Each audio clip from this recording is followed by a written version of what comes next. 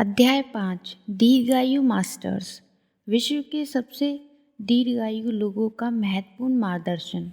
दीर्घायु लोगों का बहुमूल्य मार्गदर्शक। जब हमने इस किताब की शुरुआत की थी तो हमारा मकसद सिर्फ इतना ही जानना था कि आनंदमयी और दीर्घायु जीवन जीने के लिए कौन से पहलू जरूरी हैं, बल्कि जो लोग लंबी आयु के हैं वे उसके बारे में क्या कहते हैं, यह जानना भी हमारे लिए उतना ही महत्वपूर्ण था। ओकिनावा में हमने जो भेंटवार्ता की वह बिल्कुल असाधारण थी। उसके साथ हम विश्व भर में जो लंबी आयु के लोग उनके जीवन के तत्वज्ञान को भी समझने जा रहे हैं। हम ऐसे लोगों के बारे में बात करेंगे जो 110 सालों से ज़्यादा समय से जिंदा रहते हैं। सुपर सेंटेरियन शब्द का सबसे पहले 1970 में the Guinness book of records के संपादक नैरिस मैक्टिवर ने किया था। सन 1990 में विलियम मिस्ट्राउ और नील हाउस ने सुपर सेंटेरियन शब्द का ज़्यादा प्रचार किया। विश्व भर में तकरीबन 350 से 400 लोग ऐसे हैं जिनकी उम्र 110 साल से ज़्यादा है। हालांकि उनमें से सिर्फ 74 लोगों की उम्र के प्रमाण उपलब्ध हैं। ये लोग भले ही सुपर हीरो ना हो, लेकिन इतना तो पक्का है कि इन लोगों ने बाकी लोगों से ज़्यादा समय पृथ्वी पर बिताया। आज जिस प्रकार से विश्व में लोगों की मौत औसत आयु बढ़ रही है, उसमें यकीनन सुपर सेंटेरियंस की संख्या बढ़ने की संभावना है। आइए अब यह समझते हैं कि इन दीर्घायु लोगों का अपने जीवन के प्रति क्या कहना है। मिसाओ ओकुनावा, उम्र 118 साल। खाना खाइए, नींद लीजिए और दीर्घायु बनिए। आपको आराम करने की कला सीखनी होगी। जेरा टेक्नोलॉजी रिसर्च ग्रुप के परीक्षण के हिसाब से अप्रैल 2014 तक मिसाओ ओकावा विश्व के सबसे ज़्यादा आयु की महिला के तौर पर जानी जाती हैं। अब अस्पताल में उनकी मौत हुई। इस वक्त उनकी उम्र 118 वर्ष और 26 दिन थी। सन 1818 में एक टेक्सटाइल व्यापारी के घर में मिसाओ का जन्म हुआ था। उसके बाद 3 सदियों में जीने वाली इस महिला ने अपनी जीवन में कई सारी चीजें देखी। 110 साल की उम्र तक वह अकेली रहती थी और किसी की मदद के बिना अपने सभी काम खुद करती थी। जब लोगों ने उनके रोज के कामों के बारे में पूछा तो उन्होंने बताया, सुशी पद्धति से खाना बनाना और नींद लेना। उनके इस जवाब में हम और हर चीज जोड़ सकते हैं, जीने की उनकी इच्छा शक्ति। जब लोगों ने उनसे दीर्घायु का राज पूछा तो उन्होंने हंसते हुए जवाब दिया, मैं भी वही खोज रही हूँ। जापान लंबी आयु वाले लोगों की भूमि है, यह बात साबित हो गई। 112 वर्ष और 140 दिन जीने वाली सकारी मामोई इन की जब मौत हुई तब वह विश्व के सबसे बुजुर्ग पुरुष थे, लेकिन उस वक्त भी उनसे ज्यादा उम्र वाली 57 महिलाएं जीवित थीं। मारिया कपोवाइला कभी भी मांसाहार नहीं किया। सन 1881 में एक्वाडोर में जन्मी मारिया कोपोहिवा का जन्म गिनीज बुक ने विश्व की सबसे उम्रदराज महिला के तौर पर दर्ज किया है। सन 2006 में उनकी निमोनिया से मौत हो गई थी। उनके 3 बच्चे, 12 पोते और 20 परपोते थे। 107 साल की उम्र में दिए हुए अपने आखिरी साक्षात्कार में उन्होंने अपनी यादों और विचारों के बारे में बताया, मैं खुश हूँ और इतनी लंबी आयु देने के लिए हमेशा ईश्वर को धन्यवाद देती हूँ। मुझे कभी भी ऐसा नहीं लगा था कि मैं इतने साल जिंदा रहूंगी। मेरे पति एंटियोना कोफिया जहाज पर कप्तान थे और जब उनकी मौत हुई थी तब वह 74 साल के थे। तब मेरे साथ 2 बेटियां और एक बेटा था। उसके बाद उनका संसार बढ़ता गया और आज मेरे पोते और परपोते भी हैं।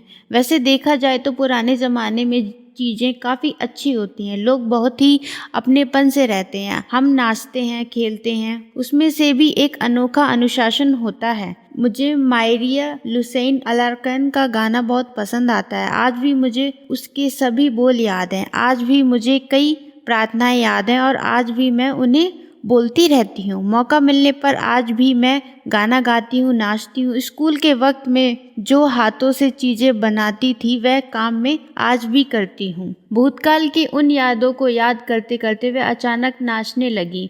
उनके अंदर की ऊर्जा देखकर ऐसा महसूस हुआ मानो वह कई साल जवान हो गई हूँ। जब उनसे उनकी लंबी आयु का राज पूछा तो उन्होंने कहा, राज जैसा तो कुछ नहीं है, लेकिन एक बात मैं यकीन के साथ कह सकती हूँ कि मैंने अपने पूरे जीवन में एक बार भी मांसाहार नहीं किया। मुझे लगता है कि मेरी लंबी आयु का यही राज है। जीने कैलमेट, सब अच्छा चल रहा है। सन 1974 में फ्रांस के एलर्स में जन्मरी जीने कॉलमेट ने 4 अगस्त 1998 को विश्व की सबसे बुजुर्ग महिला के तौर पर पहचानी गई थी। उस वक्त उनकी उम्र 122 साल वर्ष की थी। एक बार मजाक में उन्होंने बताया कि मैंने मैथुसेला से स्पर्धा की है। जीने ने अपने जीवन में कई रिकॉर्ड ब्रेक किए। जीवन के आखिरी पल तक वह स्वस्थ और आनंदित रही। 100 की उम्र तक वह साइकिल चलाती थी। 110 साल तक वह अकेले ही रहती थी। घर में छोटी सी आग लगने की वजह से सुरक्षा के हिसाब से उन्होंने केयर सेंटर जाना पड़ा। जब मोतियाबिंद की तकलीफ की वजह से उन्हें ठीक से दिखना बंद हुआ तो सिगरेट होठों तक लेकर जाना कठिन हुआ। इस वजह से उन्होंने 120 की उम्र में सिगरेट पीना बंद कर दिया। शायद उनकी लंबी आयु का राज उनके फुर्ती भरे अंदाजे में होगा, जोश भरे मिजाज में होगा। 120 की उम्र में उन्होंने कहा था, मुझे ठीक से दिखाई नहीं देता, सुनने में तो तकलीफ होती है, मेरा स्वास्थ्य भी ठीक नहीं रहता, लेकिन बाकी सब ठीक है। Walter browning. अगर आपने अपने मन और शरीर को सक्रिय रखा तो आप यकीनन लंबी उम्र तक जाएंगे। सन 1896 में मिनेसोटा में जैमी वॉल्टर ब्राउनिंग ने अपने जीवन में 3 सदियां देखी। मोंटाना में सन 2011 में उनकी कुदरती मौत हो गई। उनकी 2 पत्नियां थीं और उन्होंने 44 साल रेलवे में सेवा की थी। 83 साल की उम्र में वह मोंटाना से रिटायर हुए और जीवन के आखिरी पल तक काम करते रहे। वह अमेरिका में जन्मे दूसरी सबसे लंबी आयु के इंसान के तौर पर जाने जाते हैं। उन्होंने अपने आखिरी दिनों में काफ़ी साक्षात्कार दिए। वह अपनी लंबी आयु का श्रेय अपनी कुछ आदतों को देते हैं। जब तक शरीर साथ देता हो तब तक काम करते रहना और दिन में सिर्फ 2 बार भोजन करना, इन बातों को वह ज़्यादा महत्व देते थे। 112 वर्ष की आयु में उन्होंने बताया था कि अगर आपने अपने मन और शरीर को सक्रिय रखा तो आप यकीनन लंबी उम्र तक जाएंगे। वह अपने जीवन के आखिरी दिनों तक व्यायाम करते रहते थे। उनकी आदतों में लोगों की मदद करने की आदत भी शामिल थी। विशेष बात तो यह थी कि उन्हें मौत से डर नहीं लगता था। सन 2010 में एक मुलाकात में उन्होंने बताया कि हम सभी कभी न कभी मरने ही वाले हैं। कुछ लोग मौत से डरते हैं, पर मौत से डरने की जरूरत नहीं है, क्योंकि आपका जन्म हुआ है इसका अर्थ यही है कि आपकी मृत्यु भी हो जाएगी। सन 2011 में अपनी मृत्यु के कुछ समय पहले उन्होंने को बताया था कि मैंने ईश्वर को कहा है कि जीवन में अब इससे अच्छा कुछ नहीं बाकी है, इसलिए मेरे जाने का समय आ चुका है। Alexander image. मैं अभी तक मरा नहीं हूँ। फॉलोड में सन 1903 में जन्मे अलेक्जेंडर इमेज केमिस्ट और पैरासाइकोलॉजिस्ट थे। सन 2014 में जब उनकी मौत हुई तब वे यूनाइटेड स्टेट में रहते थे। उस वक्त वे विश्व के सबसे ज्यादा आयु वाले पुरुष थे। इमेज अपनी लंबी आयु का श्रेय वे साइनिक रहित रहने तथा मद्यपान न करने को देते हैं। जब उनका जिक्र विश्व के सबसे ज्यादा आयु के पुरुष के तौर पर हुआ तो उन्होंने बताया यह नोबेल पुरस्कार जीतना जैसा महान कार्य बिल्कुल भी नहीं है।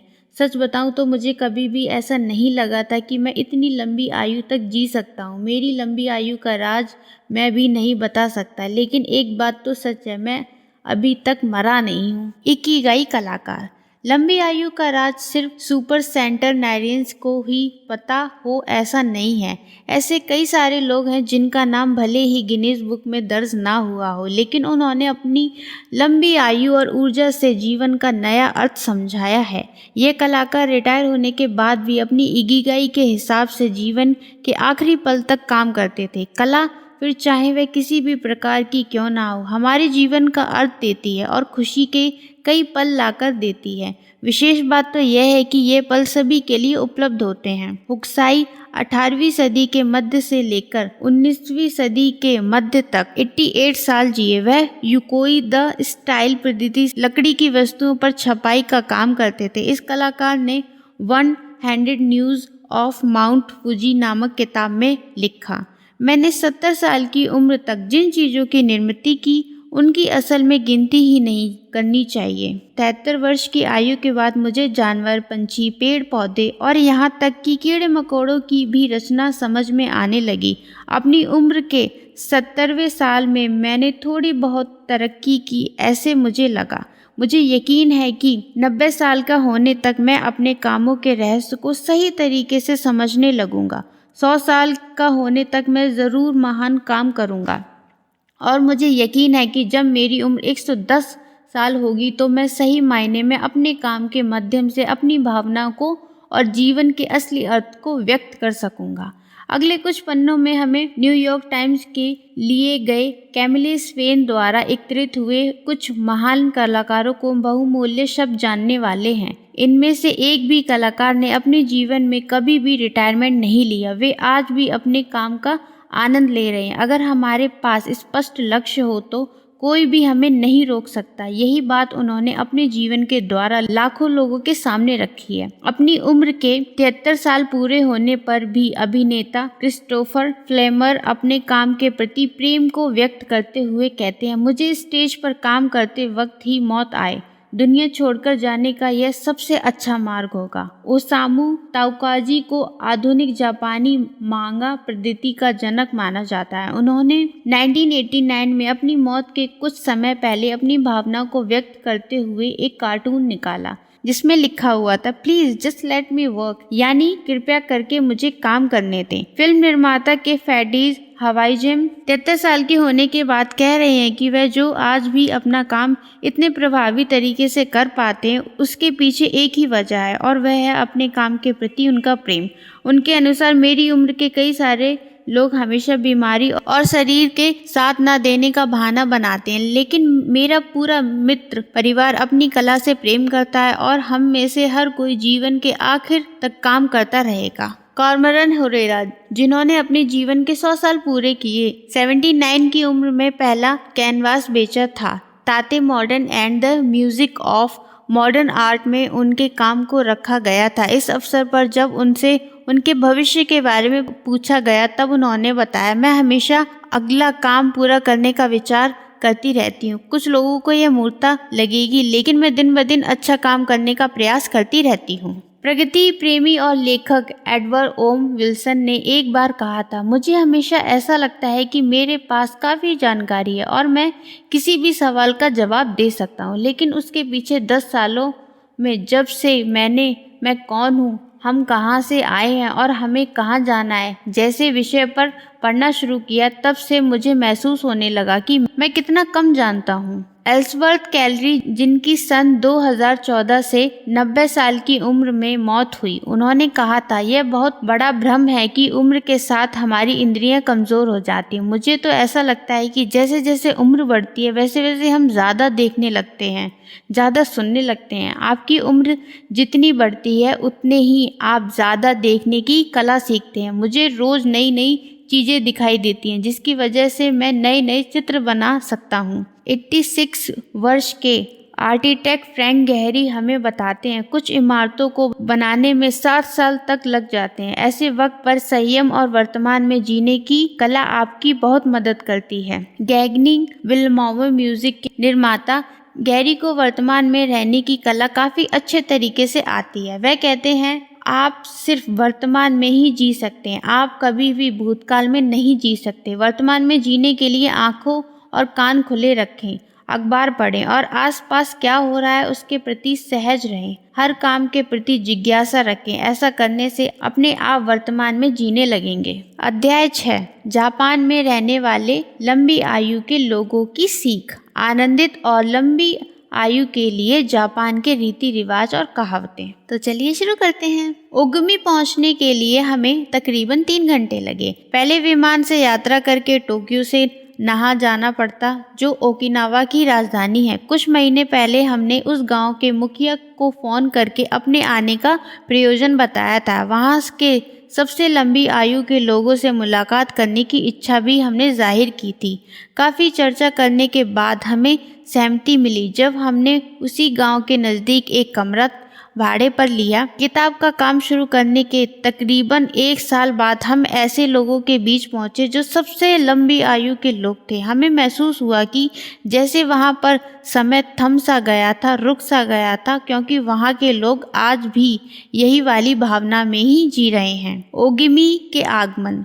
नाहक से 2 घंटे ट्रैफिक के बीच में से यात्रा करने के बाद हम कम भीड़ वाले इलाके में पहुंचे। हम जिस रास्ते से जा रहे थे उसके एक ओर समुद्र और दूसरी ओर यानबरू जंगल से भरा हुआ पहाड़ था।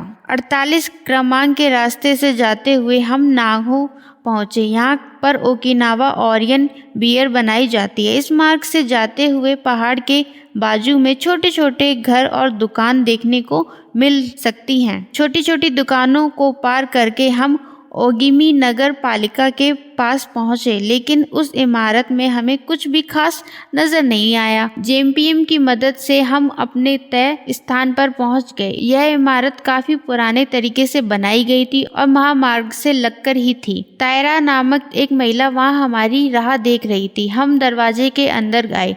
तायरा के बाजू में एक छोटे कद की महिला खड़ी थी। उन्होंने हंसकर हमारा स्वागत किया और अपना नाम युकी बताया। वह तुरंत हमारा स्वागत करने के लिए अपनी जगह से हटी और हमें कॉन्फ्रेंस रूम दिखाया। उन्होंने हमें ग्रीन टी और शिकुवासा नामक का बहुत ही पौष्टिक फल दिया। तायरा हमारे सामने बैठी और उन्होंने हमें पूरा प्लेनर दिखाया। युकी उनके बाजू में ही बैठी थी। उनके पास जो किताब थी उसमें शहर में रहने वाले लोगों की उनकी उम्र और क्लब यानी मोई के अनुसार विभाजित करके लिस्ट बनाई हुई थी। तायरा ने बताया कि सभी लोग एक दूसरे की मदद करते हैं और संघ में मिलकर रहते हैं। यही ओगिमी की विशेषता है। मोआई एक ही उद्देश्य से शुरू किया गया एक गुट है। वे एक परिवार की तरह जीते हैं। तायरा ने बताया कि यह स्वयं सेवा से चलने वाला गुट होता है और इसमें बाकी चीजों को पैसे से ज्यादा महत्व दिया जाता है और उसी वजह से लोग प्रेरित होकर काम करते हैं। उससे सभी को सम्मिलित होने का मौका मिलता है और सरकार सभी को काम बांट कर देती है। इसकी वजह से सभी के अंदर ऐसी भावना होती है कि वे महत्वपूर्ण और उस समाज का एक अंग हैं। आर्चिलेपागो की उत्तरी दिशा से सबसे बड़े टापू कैप हेडो के पहले ओगिमी गांव आता है। ओगिमी के पहाड़ से हम पूरा ओगिमी शहर एक साथ देख सकते हैं। यहाँ से देखने पर बहुत कम घर दिखाई देते हैं और ज्यादातर इलाका हरे पेड़ों से ढका हुआ दिखाई देता है। यहाँ लगभग 3200 लोग रहते हैं। सामाजिक जीवन। हमें ओगिमी के एक छोटे होटल में खाना खाने के लिए बुलाया गया था। जब हम वहां पहुंचे तो हमें पता चला कि वहां सिर्फ 3 ही टेबल आरक्षित करके रखे गए थे। कोई हर्ज नहीं है, हम चुराउमी में जाते, वहां खाली होगा। युकी अपने कार की ओर जाते हुए बोली। 88 वर्ष की होने के बावजूद वह काफी अच्छे तरीके से कार चला रही थी और उन्हें अभिमान भी था। उनके साथ काम करने वाला उनका सहायक 99 साल का था और उसने भी हमारे साथ पूरा दिन बिताने का वादा किया था। उनके साथ रहने के लिए हमें कई बार जोर से गाड़ी चलानी पड़ रही थी। हालांकि वहां की सड़कों पर ऐसा करना हमारे लिए थोड़ा कठिन था। बहरहाल हम जंगल की दूसरी ओर पहुंचे और वहां एक होटल में खाना खाने बैठे। मैं ज्यादा बार होटल में नहीं जाती हूँ, युकी ने कुर्सी पर बैठते हुए कहा।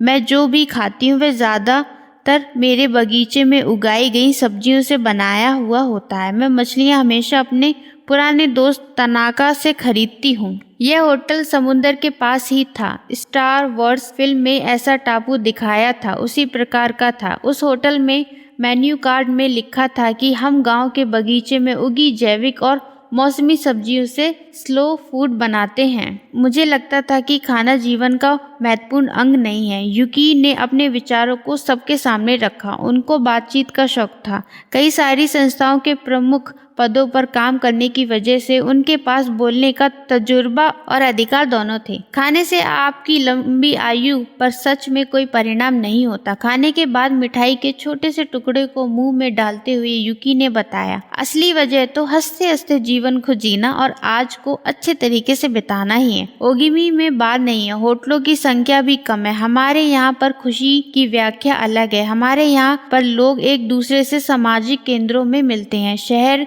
के बाजू में 17 छोटे छोटे गांव हैं। हर गांव का एक प्रमुख होता है। कला, त्योहार, सामाजिक कार्य और लंबी आयु, इन दोनों विभागों के लिए एक एक मुख्य आदमी की नियुक्ति की जाती है। यहाँ के लोग लंबी आयु विभाग की ओर ज्यादा ध्यान देते हैं।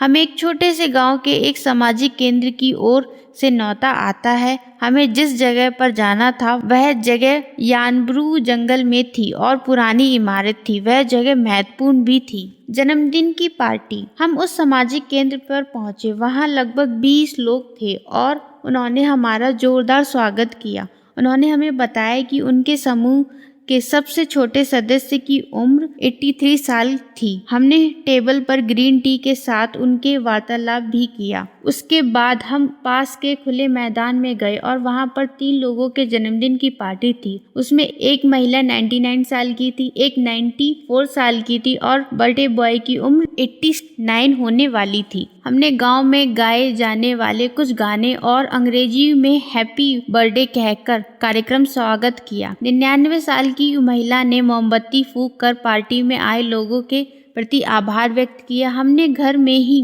बनाया हुआ शिकुवासा का केक खाया और जैसे किसी 20-22 साल के लड़के का जन्मदिन मनाते हैं उसी प्रकार नाचते गाते जन्मदिन मनाया। हमारी यह पहली पार्टी थी, लेकिन वहाँ के हफ्ते भर के प्रवास की आखिरी पार्टी नहीं थी। हम वहाँ के लोगों के साथ कराओके करने वाले थे। हालांकि वहाँ के लोग हमसे भी अच्छा गाते थे। हम उनके पारंपरिक समारोह में सम्मिलित हुए, उनके साथ खाना खाया और नाच गाने के साथ उनकी खुशी में शामिल हुए। हर दिन एक साथ खुशी से मनाओ। ओगिमी जीवन में समारोह को काफी महत्व दिया जाता है। बुजुर्ग लोगों में काफी मशहूर खेल गेट बॉल को देखने के लिए हमें बुलाया गया था। इसमें लकड़ी के हाथों से बॉल को मारा जाता है। कम जगह में और कम साधनों के साथ यह खेल खेला जाता है, इसलिए जब 4 लोग मिलते हैं तो समय निकालकर इस खेल को खेलने में जुट जाते हैं। वहाँ के लोग आपस के प्रतियोगिताएं आयोजित करते हैं और सम्मिलित होने के लिए उम्र की कोई शर्त नहीं होती। हम भी खेल में शामिल हो गए, लेकिन दुर्भाग्यवश हमें 104 उम्र की एक महिला ने हरा दिया। सभी लोग मिलकर उन्हें प्रेरणा दे रहे थे और देखते ही देखते उन्होंने हमारे चेहरे पर आई खुशी को गायब कर दिया। वहाँ गांव में रहने वाले लोगों की खुशी के लिए खेल समारोह और सामाजिक तालमेल के साथ आध्यात्मिक विकास को भी महत्व देता है। ओकिनावा के भगवान। ओकिनावा का महत्वपूर्ण धर्म होता है रियुशी शिंतो। रियोशी ओकिनावा के टापुओं के समूह का नाम है और शिंतो मतलब भगवान की ओर जाने वाला मार्ग। रियोशी शिंतो में चाइना के ताओजा, कन्फ्यूशियनिज्म और बुद्धिज्म की कुछ संकल्पनाएं हैं। शिंतो उजम ऐसा मानता है कि कुछ लोगों के पास ईश्वरीय चेतनाएं प्राप्त करने की क्षमता होती है। उसी के साथ पेड़ पौधे, जानवर, पत्थर और कुदरत की चीजों में भी ईश्वरीय चैतन्य होता है जिसका इंसान पर असर होता रहता है। प्राचीन समय से चले आए इस धर्म के अनुसार ऐसा माना जाता है कि कई सारी आत्माओं से मिलकर इस विश्व की निर्मिती हुई है। यह चैतन्य घर में, जंगलों में, पेड़ों में और पहाड़ों में भी होता है। शांत करण और धार्मिक विधि के द्वारा हम पवित्र माहौल में उस चैतन्य को आमंत्रित कर सकते हैं। ओकिनावा ऐसे कई सारे पवित्र संस्थाओं और जंगलों से भरा हुआ है। इसमें 2 महत्वपूर्ण मंदिर भी शामिल है। एक है उटाकी, दूसरा है उगाजू। हम उगाजू मंदिर गए थे। यह एक छोटा सा मंदिर है जिसमें बाजू में एक झरना है। काफी सारी खुली हवा और रोशनी उसकी विशेषता है। धूप की खुशबू सभी ओर फैली हुई होती है। अटाकी मंदिर पत्थरों से बनाया गया है और वहाँ पर लोग पूजा करने जाते हैं। उनका ऐसा मानना है कि वहाँ पर आत्माएं जमा होती हैं। ओकिनावा धर्म में महिलाओं और को पुरुषों से ज्यादा सक्षम माना जाता है। युता ऐसी महिलाएं होती हैं जिनके माध्यम से आत्माओं से संपर्क बनाया जा सकता है। जापान में पूर्वजों की पूजा करने उनकी दिनचर्या का हिस्सा है। घर के सबसे बड़े बेटे के घर में एक छोटे से मंदिर में उन पूर्वजों की पूजा और प्रार्थना की जाती है। जितने बुजुर्ग उतने सशक्त। ओगिमी में हमारे दिन भले ही व्यस्त थे, लेकिन फिर भी आरामदेही थे। हम वहाँ के लोगों की तरह काम कर रहे थे। वैसे देखा जाए तो यहाँ के लोग हमेशा व्यस्त रहते हैं और कुछ न कुछ काम करते रहते हैं, लेकिन गौर से देखा जाए तो वे काफी शांत और तनाव रहित दिखाई देंगे। वे सभी अपनी इकिगाई के हिसाब से काम करते हैं, लेकिन कहीं पर भी कोई भागदौड़ या जल्दबाजी नहीं होती। वे खुशी के साथ काम करते हैं। साथ ही 2 साल पहले वॉशिंगटन वर्नैप के बताए उस सिद्धांत का पालन भी करते हैं जिसके अनुसार अगर आपको हमेशा खुश रहना है तो कोई ऐसा लक्ष्य जिसके लिए आपके दिल में बेपनाह मोहब्बत हो और हमेशा कुछ ना कुछ हासिल करने की चाह चाहिए। ओगिमी में अपने आखिरी दिन हम शहर के पास स्थित एक बाजार में खरीदारी करने के लिए गए। उस जगह पर सब्जी, ग्रीन टी, शिकुवासा का रस और चैतन्य से हरा भरा पानी पीने को मिलता है। उन बोतलों पर लिखा होता है लंबी आयु के लिए पानी। हमने वहाँ लंबी आयु देने वाला पानी खरीदा और समुद्र की ओर देखकर उस आशा से वह पानी पिया कि उस पानी की वजह से हमें भी लंबी आयु प्राप्त और हमें भी अपना इकिगाई मिलेगा। उसके बाद हमने बुनाया का फोटो लिया और फिर वहाँ पर लिखे हुए तमाम संदेश पढ़ने की शुरुआत की। मुलाकात। जब हम वहाँ पर थे तब हमने कई लोगों से बातचीत की। उस दौरान हमें वहाँ के बुजुर्ग लोगों ने उनकी लंबी आयु, तत्व ज्ञान और इकिगाई के राज पूछे। हमने उनसे कहा कि हमें उस पर एक डायमेट्री बनानी है, साथ ही उसे किताब में भी शामिल करना है। उन लोगों ने जो राज बताए वे इस प्रकार थे। पहला, चिंता ना करें। लंबी आयु का राज है चिंता ना करना, मन से सदा युवा रहना और मन को कभी भी बूढ़ा ना होने देना। खुले मन से और हंसते हंसते सामने आए इंसान का स्वागत करें। अगर आप खुले मन से और हंसते हंसते लोगों के सामने जाएंगे तो आपको पोते समेत सभी लोग आपके मिलने के लिए उत्साहित रहेंगे। अगर आपको चिंता दूर करनी है तो उसका सबसे आसान तरीका है लोगों के साथ घुल मिलकर रहना और उनसे बातचीत करना। मैं ये रोज करता हूँ। मैं लोगों के पास जाता हूँ और प्रणाम करके बातचीत की शुरुआत करता हूँ। अंत में दोबारा मिलने का आश्वासन भी देता हूँ। फिर मैं घर आकर अपने बगीचे में लगी सब्जियों की देखभाल करता हूँ और दोपहर में दोस्तों से मिलता हूँ। हम सब इकट्ठा होते हैं। हम मिलने के लिए वजह नहीं ढूंढते और मिलने के बाद समस्या नहीं खोजते। इकट्ठा होना और मजा करना ही हमारा एकमात्र उद्देश्य होता है। दूसरी, अच्छी बातें। सुबह 6 बजे उठकर बगीचे में उगी सब्जियों की ओर देखना मुझे बहुत पसंद आता है। मैं वहां जाकर अपने लगाए हुए टमाटरों और मैडरिन संतरों को देखता हूँ। ऐसा करने से मुझे शांति और खुशी महसूस होती है। 1 घंटा बगीचे में बिताने के बाद मैं घर आता हूँ, नाश्ता करता हूँ। मैं अपनी सब्जी खुद अपने बगीचे में उगाती हूँ और अपने लिए खुद खाना पकाती हूँ। यही मेरा इकिगाई है। बूढ़े होने पर भी अपनी बुद्धि को तेज रखने की कला आपकी उंगलियों में है। अगर आपने अपने हाथ चालू रखे यानी सदा सक्रिय रहे तो यकीनन आप 100 साल जिएंगे। मैं अलार्म लगाकर ठीक 4 बजे उठता हूँ। उसके बाद कॉफी पीता हूँ, फिर हल्का सा व्यायाम करता हूँ। उस व्यायाम की वजह से मुझे दिन भर के लिए ऊर्जा मिलती है। मैं हर चीज को थोड़ा थोड़ा खाती हूँ। मुझे लगता है यही मेरा लंबी आयु का राज है। मुझे खाने में अलग अलग पदार्थ अच्छे लगते हैं, उसमें मजा आता है। अगर आपने काम करना बंद किया तो आपका शरीर खत्म हो जाता है। मैं उठते ही धूप लेता हूँ। आपको हमेशा अपने पूर्वजों का स्मरण करना चाहिए। मैं सुबह की शुरुआत प्रार्थना से करता हूँ। मैं रोज सुबह जल्दी उठता हूँ और सुबह का समय बगीचे में सब्जियों के साथ बिताता हूँ। मैं हफ्ते में कम से कम एक बार दोस्तों के साथ नाश्ता जरूर हूँ। मैं रोज व्यायाम करता हूँ और टहलने के लिए जाता हूँ। मैं रोज बिना चूके 250 प्रकार का व्यायाम करता हूँ। सब्जियाँ खाता हूँ। सब्जियाँ आपको लंबी आयु देती हैं। लंबी आयु के लिए 3 चीजें जरूरी होती हैं: व्यायाम, अच्छा आहार और मित्र परिवार। तीसरी, अपनी दोस्ती को रोज सींचें। दोस्तों के साथ रहना ही मेरा इकिगाई है। हम रोज मिलते हैं और गपशप करते हैं। मेरे लिए यही सबसे महत्वपूर्ण बात है। मुझे पता होता है कि कल हम दोबारा यहीं पर मिलेंगे और यह बात मुझे काफ़ी अच्छी लगती है।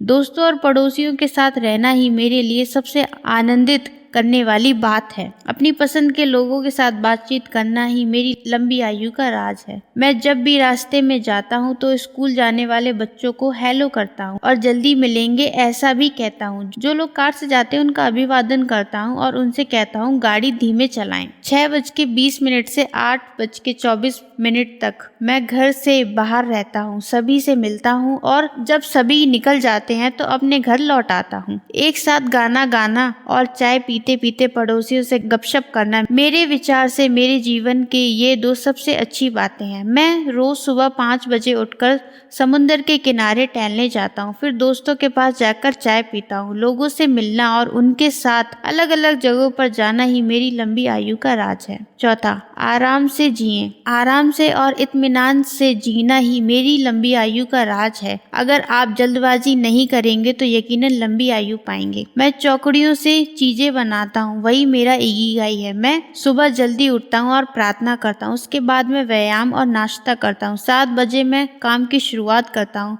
5 बजे तक यह जब तक मन करता है तब तक काम करता हूँ, उसके बाद दोस्तों से मिलने जाता हूँ। रोज नई नई चीजें करना और हमेशा व्यस्त रहते हुए एक समय में एक ही काम करना, यही मेरी लंबी आयु का राज है। मैं किसी भी काम को अपने ऊपर हावी नहीं होने देता और यही सबसे महत्वपूर्ण बात है। जल्दी सोएं, जल्दी उठें और लंबी आयु पाएं।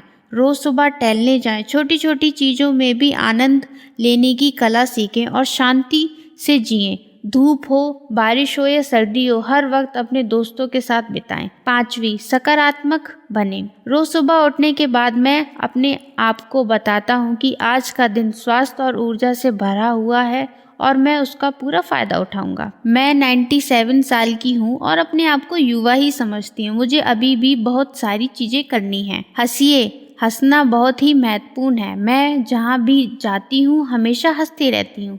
मैं 100 साल तक जीऊंगी, यही मेरी प्रेरणा है। ओगिमी जीवन की सबसे महत्वपूर्ण बात है सदा खुश रहना। मुझे इस समाज से जो भी मिला और उसे वापस देना ही मेरे लिए सबसे महत्वपूर्ण है, इसलिए मैं हमेशा सामाजिक कार्यों में सम्मिलित होता हूँ। मैं दोस्तों के लिए हमेशा अपनी कार तैयार रखता हूँ। इसमें कोई राज नहीं है, जीते रहना ही उसके पीछे का राज है। वर्ल्ड हेल्थ ऑर्गेनाइजेशन के अनुसार जापान का आयुमान विश्व में सबसे ज्यादा है। पुरुषों के लिए 84 और महिलाओं के लिए 86। इसी के साथ जापान में 100 साल के ऊपर की आयु से सबसे ज्यादा लोग रहते हैं। सितंबर 2016 के आंकड़ों के आधार पर यह औसत इस 10 लाख के पीछे 520 था। इस आलेखन में विश्व के लोगों का आयुमान दिखाया गया। इसमें जापान, ओकिनावा, स्वीडन और यूनाइटेड स्टेट का उल्लेख दिखाया है। इसके यही साबित होता है कि विश्व में सबसे ज़्यादा आयुमान जापान में और उससे भी ज़्यादा ओकिनावा में है। देखा जाए तो ओकिनावा जापान का ऐसा प्रदेश है जिसका दूसरा महायुद्ध में सबसे बड़ा नुकसान हुआ था।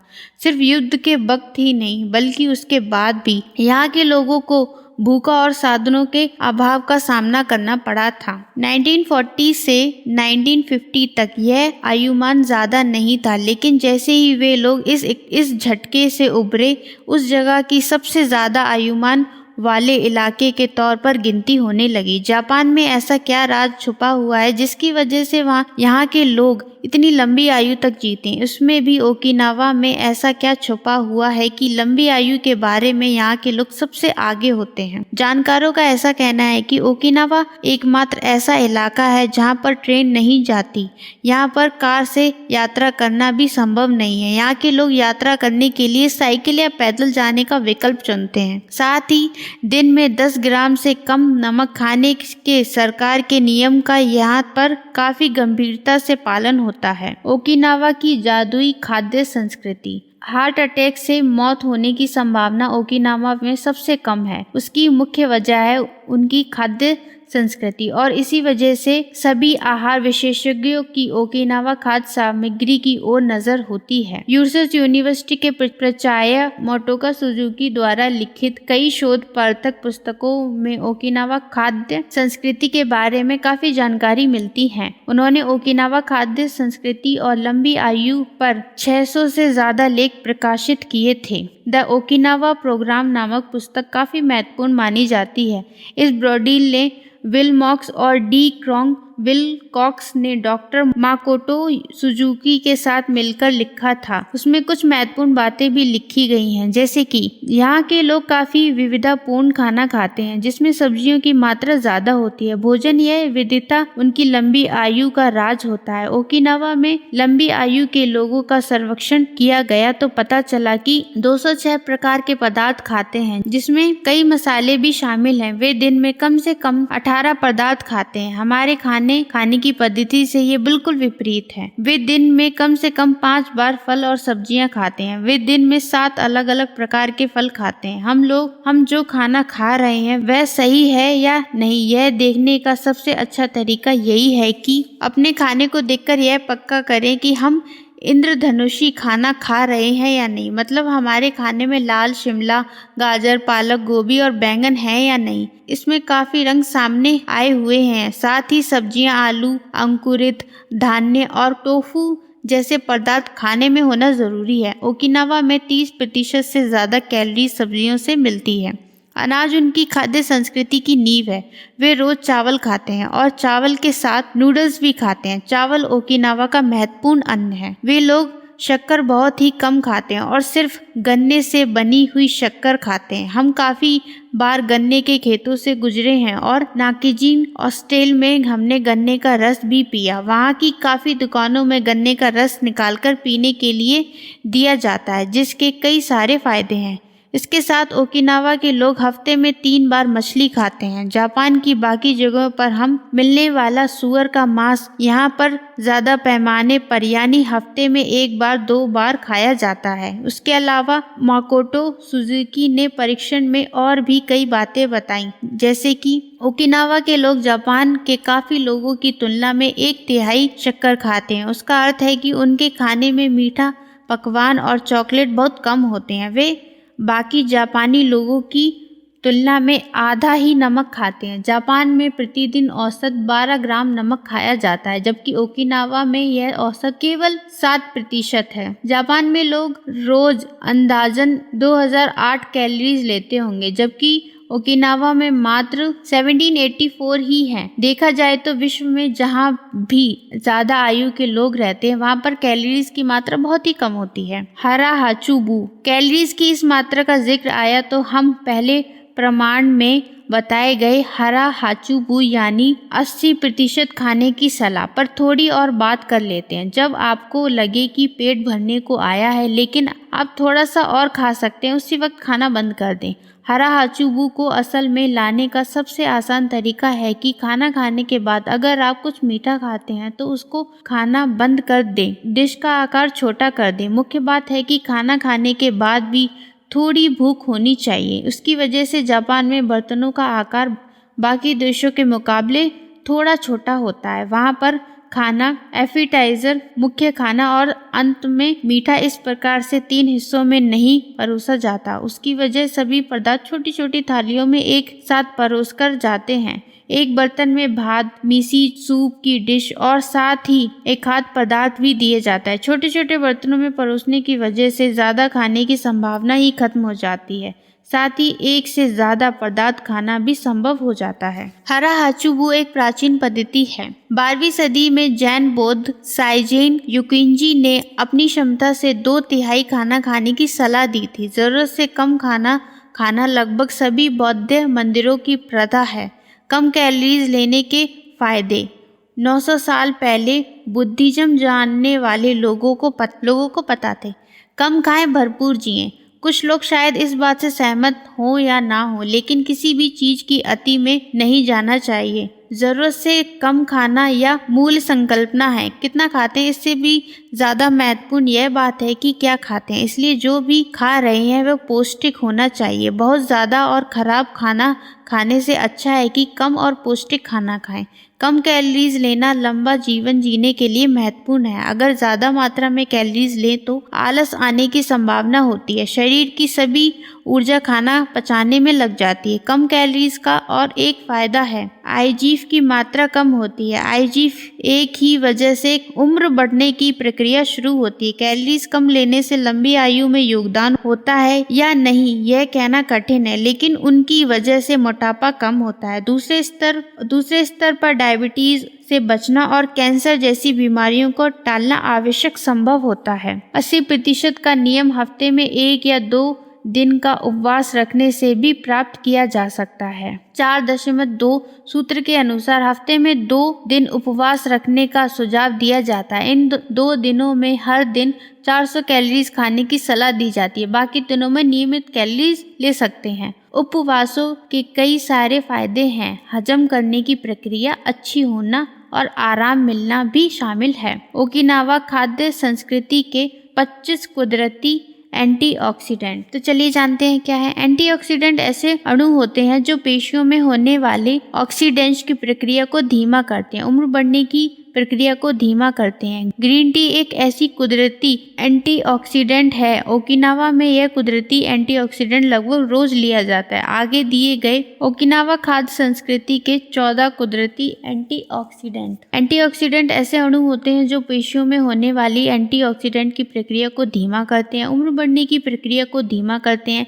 ग्रीन टी ऐसी ही एक कुदरती एंटीऑक्सीडेंट है। ओकिनावा में यह कुदरती एंटीऑक्सीडेंट लगभग रोज लिया जाता है। आगे दिए गए 14 पदार्थ भी उनकी जीवन शैली का अंग हैं। पहला, टोफू, मीसो, टूना, गाजर, गोया, कोम्बू, गोभी, नोरी, प्याज, सोया, होचिमा, सोयाबीन, मीठे आलू, मिरपूड़, सनपिनछा, मन जीतने का प्रभावी तंत्र। ओकिनावा में किसी भी और चाय की तुलना में सनपिनछा बहुत ज्यादा मात्रा में पी जाती है। इसमें ग्रीन टी और जैस्मिन की चाय का मिश्रण होता है। सन 1988 में Okinawa institute of science and technology में शिरोका शो के लिए किए गए अध्ययन में यह पता चला कि जैस्मिन चाय की वजह से खून के अंदर कोलेस्ट्रॉल की मात्रा कम होती है। ओकिनावा में विभिन्न प्रकार की सनपिनछा मिलती है। यह मशीन के द्वारा भी बनाई जाती है। एंटीऑक्सीडेंट ग्रीन टी के साथ वह जैस्मीन के फायदे भी हासिल करवा देती हैं। इसमें हृदय विकार की संभावना कम होती है, रोग प्रतिरोधक शक्ति बढ़ती है, तनाव कम होता है, कोलेस्ट्रॉल की मात्रा भी घटती है। ओकिनावा में लोग दिन में 3 कप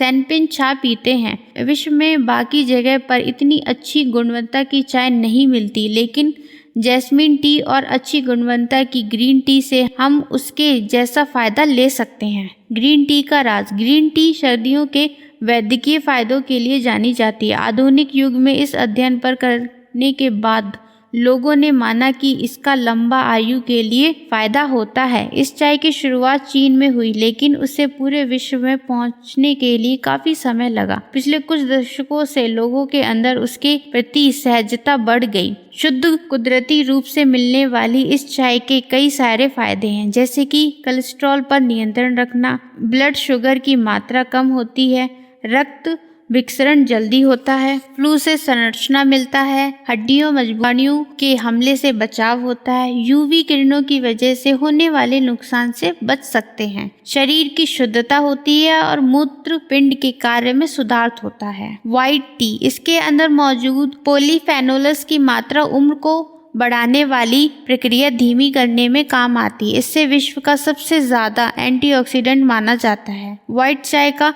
1 कप संतरे के रस से 12 कप उतनी ऊर्जा देता है। ग्रीन टी और व्हाइट टी पीने की वजह से उम्र बढ़ने की प्रक्रिया धीमी हो जाती है और इंसान ज्यादा जवान दिखने लगता है। शक्तिशाली शिकुवासा। शिकुवासा नींबू जैसा एक फल है। उसका सबसे ज्यादा उत्पादन ओकिनावा में होता है। यह फल काफी एसिडिक होता है। पानी में मिलाए बिना हम उसका रस भी नहीं पी सकते। उसका स्वाद नींबू और मैडरीन संतरे के जैसा होता है। शिकुवासा में उच्च स्तर का नोबिलेटिन होता है, जो एंटीऑक्सीडेंट का बड़ा स्रोत होता है। नींबू और संतरे में नोबिलेटिन की मात्रा होती है, लेकिन शिकुवासा की मात्रा 80% ज्यादा गुना होती है। नोबिलेटिन की वजह से कैंसर, टाइफाइड, डायबिटीज और मोटापा कम करने से ज्यादा फायदे होते हैं। शिकुवासा में का और बा जीवन सत्व होते हैं। बीटा कैरोटीन और मिल्सन भी होते हैं। उसका इस्तेमाल कई सारे प्राचीन पदार्थों में और स्वाद को बढ़ाने के लिए किया जाता है। उसका रस भी निकालते हैं। जब एक बुजुर्ग की पार्टी में गए थे तो हमें इसी शिकुवासा का केक दिया गया था। अध्याय 8, लयबद्ध व्यायाम, स्वास्थ्य और शतायु जीवन के लिए व्यायाम। ब्लू जोन में जो लोग रहते हैं उनका अध्ययन करने के बाद यही निष्कर्ष निकलता है कि वे लोग भरपूर व्यायाम भले ही ना करते हो, लेकिन भरपूर हलचल जरूर करते हैं। जब हम ओगिमी गए तो हमें एक बात वहाँ पक्की पता चल गई कि वहाँ से 80 से 90 साल के लोग भी काफी कार्यक्षम हैं। वे घर में बैठकर खिड़की से झांकते रहने और पेपर पढ़ने जैसे कामों में अपना समय नहीं बिताते। ओगिमी में रहने वाले लोग बहुत जल्दी उठते हैं, भरपूर चलते हैं, दोस्तों के साथ बातचीत करते हैं और गाना गाते रहते हैं। सुबह के नाश्ते के बाद या कई बार नाश्ता करने से पहले भी वे लोग बगीचे में काम करने जाते हैं। वे लोग कभी भी जिम में जाकर व्यायाम नहीं करते, लेकिन सदा कुछ न कुछ हलचल करते रहना मानो उनकी दिनचर्या का अंग सा हो। अगर हम शहर में रहते हैं तो कुदरती और शांत जगह पर टहलने जाना शायद हमारे लिए बहुत कठिन होगा, लेकिन अपने शारीरिक स्वास्थ्य के लिए हम हल्के फुल्के व्यायाम तो कर ही सकते हैं। आज पश्चिमी जगत में मन, शरीर और बुद्धि को स्वस्थ रखने के लिए पूरब में सदियों से प्रचलित व्यायाम पद्धति प्रचलित हो रही है। पूरब के देशों में इन व्यायाम पद्धतियों को दिनचर्या का और संस्कृति का अंग माना जाता है। योग का उद्यम भारत में हुआ और आज जापान और चीन के गांग और ताइची में उसका बहुत सारा प्रचार हो गया है। उसकी मदद से मनुष्य को शरीर और मन स्वस्थ रखने में मदद मिलती है। जाहिर सी बात है कि उसकी मदद से हम जीवन की घटनाओं का ज़्यादा आनंद, ताकत और जोश के साथ सामना कर सकते हैं। सदा जवान रहने के लिए योग को सटीक तरीका माना गया और विज्ञान ने भी इसे मान्य किया है। इसकी वजह से शरीर को कई सारे असाधारण फायदे होते हैं। विशेषकर बुजुर्ग लोगों के लिए योग सबसे अच्छा व्यायाम है। ताइची का अभ्यास करने वाले लोगों में ऑस्टियोआर्थ्राइटिस और फ्रांसिस जैसी बीमारियां काफ़ी कम पाई जाती हैं। उनका शरीर ज़्यादा तंदुरुस्त होता है और खून का बहाव भी सही मात्रा में होता रहता है। उनका मानसिक विकास भी अच्छा हुआ होता है और वे उसका इस्तेमाल तनाव और निराशा के खिलाफ ढाल की तरह कर सकते हैं। यह ज़रूरी नहीं है कि आप रोज़ जिम जाकर पसीना बहाएं या मैराथन की रेस लगाएं। जापान में लंबी आयु के लोगों ने यह साबित किया है कि आप हमेशा हलचल करके भी लंबी आयु हासिल कर सकते हैं। जापान और चीन की संस्कृति में बताए गए किसी भी व्यायाम प्रकार को हम प्रयोग में लाएं तो भी हमें बड़ा फ़ायदा होगा। इन व्यायामों का सबसे बड़ा फ़ायदा यही है कि उनकी जानकारी बड़ी ही आसान भाषा में और विस्तार से दी गई है। इस प्रकार का अनुशासित और निरंतर से व्यायाम फ्लो के लिए भी अच्छा होता है। अगर आपको इनमें से कोई व्यायाम पसंद ना आए तो आप अपनी पसंद का व्यायाम प्रकार चुन सकते हैं और उस पर काम कर सकते हैं। अगले कुछ पन्नों में हम स्वास्थ्य और लंबी आयु के लिए पोषक पद्धति देखने वाले हैं, लेकिन शुरुआत हम एक छोटे से जापानी व्यायाम प्रकार से करते हैं। रेडियो ताइसु सुबह किया जाने वाला यह व्यायाम प्रकार जापान में दूसरे महायुद्ध के बाद किया जाने लगा। इसके नाम में जो रेडियो शब्द है वह इस बात का प्रतीक है कि उस वक्त उस व्यायाम की सूचनाएं रेडियो से दी जाती हैं। आज लोग टीवी की मदद से और इंटरनेट के द्वारा उस व्यायाम को करते हैं। रेडियो ताइसो का मुख्य उद्देश्य होता है कि उपस्थित लोगों के अंदर जोश और एकता की भावना का निर्माण करना। यह व्यायाम पाठशालाओं में पढ़ाई शुरू होने से पहले और कंपनियों में काम शुरू होने से पहले करवाया जाता है। उपलब्ध जानकारी के आधार पर जापान में 30% लोग अपने दिन की शुरुआत रेडियो ताइसो व्यायाम से करते हैं। ओगिमी में भी हमें पता चला कि जिन लोगों से हमने बात की थी उनमें से 100% लोग इससे दिन की शुरुआत करते हैं। इतना ही नहीं, हमने जिन अस्पतालों को भेंट दी वहाँ पर भी लोग सुबह 5 मिनट यही व्यायाम करते हैं। कुछ लोग तो कुर्सी से हिल भी नहीं पाते, लेकिन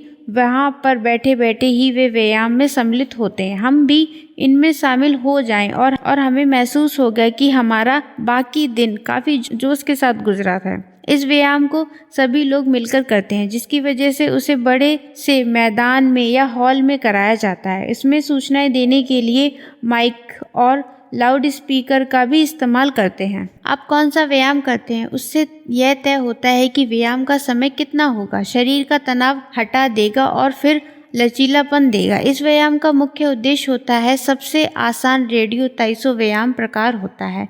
अपनी उंगलियों को ऊपर खींचकर और गोलाकार पद्धति से उन्हें नीचे लाना। यह एक हल्का फुल्का व्यायाम प्रकार होता है। शरीर के सारे अंगों और पेशियों में लचीलापन लाना इसका मुख्य उद्देश्य होता है। हो सकता है यह काफ़ी आसान लगे, लेकिन आज के इस आधुनिक जग में हम बिना ज़रूरत के तो अपना हाथ कान के ऊपर भी नहीं लेकर जाते हैं। जब हम कंप्यूटर का इस्तेमाल करते हैं, फ़ोन का इस्तेमाल करते हैं, किताब पढ़ते हैं, खाना खाते हैं तो हमारा हाथ नीचे ही रहता है। जब हम अलमारी से या ऊपर रखी हुई किसी चीज़ को निकालने जाते हैं तभी हमारा हाथ ऊपर जाता है। पुराने ज़माने में लोग पेड़ से फल तोड़कर खाते थे और उनको दिन भर में कई बार हाथ ऊपर करने पड़ते थे। रेडियो ताइसो हमें ऐसा करने में मदद करता है। योग भारत, जापान और विश्व में करीबन हर जगह पर योग काफ़ी मशहूर है। इसे हर कोई कर सकता है। इसमें आने वाले कुछ प्रकार तो गर्भवती महिलाएं और विकलांग भी कर सकते हैं। योग की शुरुआत भारत में हजारों साल पहले हुई थी। उसका इस्तेमाल शरीर और मन को एक करने के लिए किया जाता है। संस्कृत के योग शब्द का मतलब होता है दो चीज़ों का एकीकरण करना, दो चीज़ों को जोड़ना। योग हमारे मन और शरीर को जोड़ता है, शरीर के साथ जुड़ने वाली जीवन शैली जीने में मदद करता है। योग के मुख्य उद्देश्य, तो चलिए जानते हैं योग के मुख्य उद्देश्य क्या हैं। हमारे मूल धर्म की पहचान होना, शारीरिक और मानसिक शुद्धि, हमें चैतन्य के नज़दीक लेकर जाना। योग के प्रकार, हालांकि सभी प्रकारों का मकसद एक ही होता है, फिर भी विचित्र संस्कृतियों और रीतियों की वजह से उसके भिन्न भिन्न प्रकार होते हैं। जिन लोगों ने योग का प्रचार किया उन्होंने उस वक्त के हिसाब से उसमें बदलाव किए। ज्ञान योग, अनुशासन और मानसिक विकास के लिए किए जाने वाला योग। इसमें ज्ञान मार्ग से खोज की जाती है। कर्म योग, हमारे और समाज के लिए उपयुक्त कृतियों पर जोर देना। भक्ति योग, चैतन्य को समर्पित और भक्ति भाव के साथ किए जाने वाला योग। मंत्र योग, मंत्र उच्चारों के मार्ग से शांति और संतुष्टि पाने का प्रकार। कुंडलिनी योग, शरीर में जो भिन्न चीजें होती हैं उन्हें इकट्ठा करके मानसिक विकास हासिल करना। राजयोग, इसे राजमार्ग भी कहते हैं, सभी मिलकर इकट्ठा फायदे की दिशा में यात्रा करना। हठ योग, जापान और पश्चिमी जगत में यह प्रकार काफी मशहूर है। विभिन्न आसनों की मदद से अपेक्षित स्थलता तक पहुंचा जाता है। सूर्य नमस्कार करने का तरीका, सूर्य नमस्कार हठ योग की सबसे विशिष्ट क्रिया है। इसमें आपको 12 कदम पूरे करने होते हैं। पहले सीधे खड़े हो जाएं, फिर दोनों हाथों को कंधे के समांतर उठाएं, दोनों हथेलियों को ऊपर की ओर ले जाएं, हथेलियों के पृष्ठ भाग एक दूसरे से चिपके रहें, फिर उन्हें उसी स्थिति में सामने की ओर ले जाएं। तत्पश्चात नीचे की ओर गोल घूमते हुए नमस्कार की मुद्रा में खड़े हो जाएं। दूसरा, अब गहरी सांस भरें और दोनों हाथों को ऊपर की ओर ले जाएं। अब हाथों को कमर से पीछे की ओर झुकाते हुए भुजाओं और गर्दन को भी पीछे की ओर झुकाएं। तीसरा, इस स्थिति में आगे की ओर झुकते हुए श्वास को धीरे धीरे बाहर निकालें। हाथों को गर्दन के साथ कानों से लाते हुए नीचे लेकर जाएं और हाथों से जमीन का स्पर्श करें। अब कुछ क्षण इसी स्थिति में रुके रहें और घुटनों को एकदम सीधे रखें। चौथा, इस स्थिति में हथेलियों को भूमि पर रखें। श्वास लेते हुए दाएं पैर को पीछे की ओर ले जाएं। अब गर्दन को ऊपर की ओर उठाएं। अब इस स्थिति में कुछ समय तक रुकें। पांचवा, इस स्थिति में श्वास को धीरे धीरे छोड़ते हुए बाएं पैर को पीछे की ओर ले जाएं। ध्यान रहे इस स्थिति में दोनों पैरों की एड़ियां परस्पर मिली हुई हों और गर्दन को नीचे झुकाकर थोड़ी को कंठ में लाने का प्रयास करें। छठवीं, इस स्थिति में धीरे धीरे श्वास लें और शरीर को पृथ्वी के समांतर रखें। जैसे आप दंडवत प्रणाम के समय होते हैं, ठीक उसी प्रकार शरीर को पृथ्वी के समांतर रखें। अब घुटने, छाती और थोड़ी पृथ्वी पर लगा दें। छाती को थोड़ा ऊपर उठाएं। अब धीरे धीरे श्वास लें। सातवीं, इस स्थिति में धीरे धीरे श्वास को लेते हुए छाती को आगे की ओर खींचें। हाथों को सीधा रखें, हथेलियां पृथ्वी पर लगी हों। अब गर्दन को धीरे धीरे पीछे की ओर ले जाएं। घुटने पृथ्वी का स्पर्श करें तथा पैरों के पंजे खड़े रहें। आठवीं, यह स्थिति पांचवी स्थिति के समान है। इसमें श्वास को धीरे धीरे छोड़ते हुए बाएं पैर को पीछे की ओर ले जाएं। ध्यान रहे इस स्थिति में दोनों पैरों की हड्डियां परस्पर मिली हुई हों। अब गर्दन को नीचे झुकाकर थोड़ी को कंठ में लाने का प्रयास करें। नौवीं, यह स्थिति चौथी स्थिति के समान है। इस स्थिति में हथेलियों को भूमि पर टिकाएं। श्वास को लेते हुए दाएं पैर को पीछे की ओर ले जाएं। अब गर्दन को ऊपर उठाएं।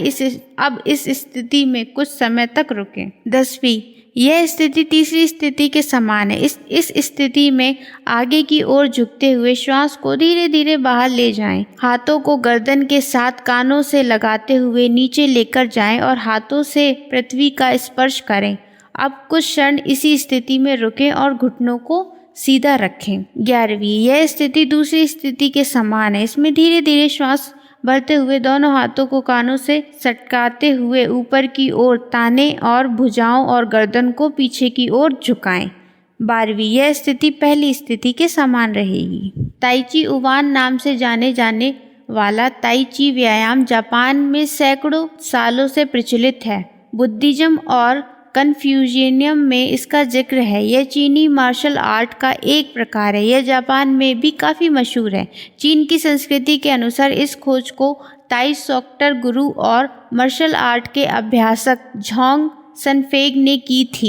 19वीं सदी में यांग लुचान ने इसका जग भर में प्रसार किया। ताई ची की मूल शुरुआत नाइजीरिया मतलब अंतर्गत मार्शल आर्ट के लिए की गई। इसका इस्तेमाल व्यक्तित्व विकास के लिए किया जाता है। चपलता का इस्तेमाल करके कम ऊर्जा में अपनी प्रतियोगियों को कैसे हरा सकते हैं, यह बात इसमें सिखाई जाती है। इसमें खुद हमला करने की बजाय खुद को बचाने पर ज़्यादा जोर दिया जाता है। ताई ची माने शरीर और मन का उपचार। इसका उपभोग तांत्रिक शांति और संतुष्टि के लिए किया जाता है। देश के लोगों को स्वस्थ और सशक्त रखने के लिए चीन सरकार ने खुद इस व्यायाम को लोगों तक पहुंचाया। ताई ची के प्रकार। ताई ची सीखने वाली कई शालाएं, उनके कई अलग अलग प्रकार भी हैं, जिसमें से कुछ यहाँ दिए गए हैं। चैन स्टाइल, धीरे और कदम धड़ाकेबाज हलचल का संगम। यंग स्टाइल, सबसे ज़्यादा मशहूर। इस प्रकार में धीमी और द्रव पदार्थ जैसी हलचल की जाती है। बू स्टाइल,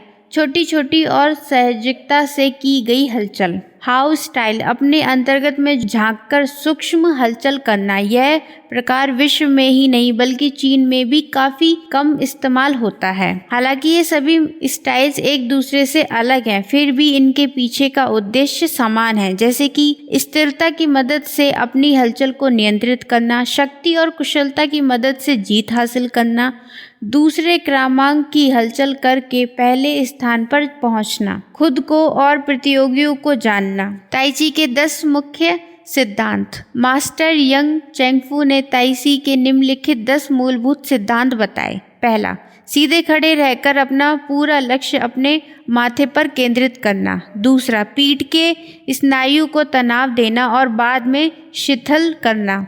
तीसरा, कमर बैलेंस करके उसके माध्यम से शरीर की बाकी हलचल को नियंत्रित करना।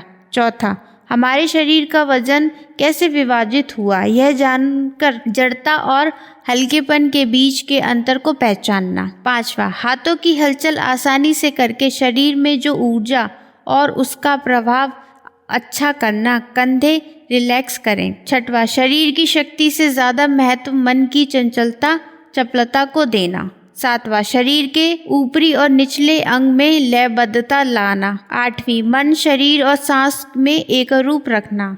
नौवीं, हलचल नियंत्रित करने की बजाय लचीलेपन और लयबद्धता को महत्व देना। 10वीं, हर पल में जो शांति है, स्थिरता है, उसको खोजना। शरीर कार्यरत होता है तो मन अपने आप शांत हो जाता है। बादलों का अनुकरण। ताई ची की सबसे प्रसिद्ध हलचल है बादलों की तरह हाथों को हिलाना। इसे नीचे दी गई पद्धति से किया जा सकता है। चलिए जानते हैं कि वो पद्धति क्या है। पहली, दोनों हाथ आगे ले जाएं और तलवों को नीचे करें। दूसरा, आप जैसे किसी पेड़ के तने को आलिंगन दे रहे हो ऐसी कृति करें। तीसरा, उस वक्त आपके तलवे बाहरी बाजू को रखें। चौथा, बायां हाथ ऊपर की तरफ से मध्यम की तरफ से और दायां हाथ नीचे के माध्यम तक हिलाएं। पांचवा, एक गेंद के आकार में अपने शरीर के सामने हाथ को हिलाएं। छठवा, बाईं हथेली चेहरे के सामने ले जाएं। सातवां, हाथों के मूवमेंट को देखते हुए बाएं पैर पर शरीर का पूरा वजन देकर कमर को मोड़ें। आठवां, अपने बाएं हाथ को कमर पर और अपने दाहिने हाथ को चेहरे के सामने लाएं। नौवां, अपना वजन दाहिनी पैर पर रखें। 10वां, दाहिनी और मोड़े और अपने दाहिनी हाथ को देखते हुए उसे ऊपर उठाएं। 11वां, अब हाथों की मूवमेंट को लचीलेपन के साथ रखें।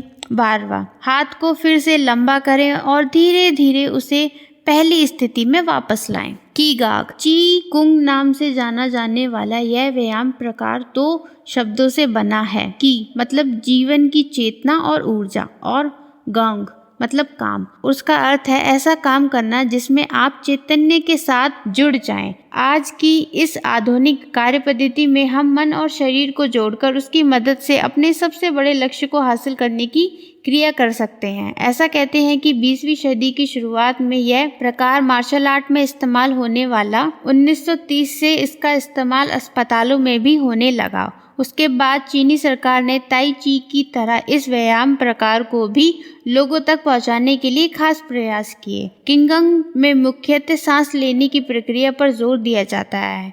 अब हम बैठे हुए हों या खड़े हुए हों, शरीर की हर अवस्था में अपनी सांस पर काम करके उसे स्थिरता में रखा जाता है। किंगंग में जो भी प्रकार हैं उन सभी का उद्देश्य ऊर्जा को बढ़ाना है। हालांकि उसके अंदर जो हलचल है वह काफ़ी धीमी होती है, लेकिन उसमें काफ़ी संयमित हलचल होती है। किंगंग के फायदे। कई सारे सर्वेक्षणों से यह पता चला कि ताई ची और योग की तरह किंगंग के भी कई सारे फायदे होते हैं। Medical application of qigong. San Francisco में स्थित किंगंग इंस्टीट्यूट के सत्रशास्त्रज्ञ डॉक्टर केनेथ एम साइंसियर ने अपने एक लेख में इसके कई फायदे लिखे, जैसे कि मस्तिष्क में बनी तरंगों का विकास होता है, हार्मोन्स में सकारात्मक बदलाव होते हैं, हृदय विकार से आने वाली मौत की संभावना कम होती है, रक्तचाप की बीमारियां भी कम होती हैं, हड्डियों में तंदुरुस्ती आती है, खून का बहाव अच्छे तरीके से होता है, बुढ़ापे की वजह से होने वाली बीमारियों की संख्या भी कम होती है, शरीर के अंग काफी अच्छे तरीके से काम करते हैं, मस्तिष्क को अच्छे तरीके से खून की मात्रा मिलती है, मन और मस्तिष्क का तालमेल अच्छा होता है, हृदय का कार्य सही तरीके से होता है, कैंसर का उपचार लेने वाले लोगों में जो दुष्परिणाम होते हैं उनकी मात्रा कम होती है। इस व्यायाम की वजह से हमारा शरीर सुडौल तो होता ही है, साथ ही लंबी आयु भी मिलती है। किंगंग करने की पद्धति। किंगंग का व्यायाम करने से पहले हमें यह जानना होगा कि हमारे पूरे शरीर में ऊर्जा भरी हुई है। शरीर में स्थिति उस ऊर्जा का सही तरीके से नियोजन कैसे करना है यह हमें पता होना चाहिए। जैसे कि पहला, ताऊ शेन, सही आसन में बैठना, जमीन से जुड़े हुए होना अति आवश्यक है। ताऊ शिया, सांस का नियोजन, सांस धीमी गति से लेते हुए संयमित और शांत रहना। ताऊ हसीन, मन का नियोजन, यह स्टेप बहुत ही कठिन होता है क्योंकि उसमें मन को विचार रहित रखना पड़ता है। ताऊ ची, ऊर्जा का नियोजन, पहले 3 घटकों का उचित समन्वय करके ऊर्जा की सही मात्रा में नियंत्रित करना। ताऊ शेन, चैतन्य का विनियमन। द इसेंस ऑफ ताई ची की किंगंग में यजीविन मिंग कहते हैं कि चेतना शक्ति भी है और नींव भी। इस प्रकार से पूरे शरीर इकट्ठा होकर एक ही दिशा में कार्यरत होता है और एक ही लक्ष्य के लिए काम करता है। किंगंग में 5 सिद्धांत पर काम किया जाता है: पृथ्वी, जल, लकड़ी, धातु और अग्नि। इस व्यायाम के माध्यम से 5 प्रकार की ऊर्जा संतुलित होती है, जिसमें शरीर के अंग और मस्तिष्क के कार्य विकसित होते हैं। यह व्यायाम कई तरीके से किया जाता है। हम किंगंग इंस्टीट्यूट इन बार्सिलोना को मारियल इसाबेल गार्सिया मैनरिल की पद्धति देखेंगे। पृथ्वी, अपने पैरों में कंधे की चौड़ाई जितना अंतर रखते हुए सीधे खड़े हो जाएं। फिर पैरों में जो अंतर है उसे थोड़ा बढ़ाएं ताकि आप आसानी से खड़े हो सकें। अपने कंधों को थोड़ा झुकाएं और अपने शरीर को ढीला और बाहों को शरीर के बाजू में ढीला छोड़ दें। सांस लेते हुए अपने हाथों को अपने कंधों तक उठाएं। उस समय हथेलियों को नीचे की तरफ देखें। जब आप सांस छोड़ते हैं तो अपने घुटनों को थोड़ा मोड़ें और अपनी बाहों को पेट तक नीचे ले जाएं।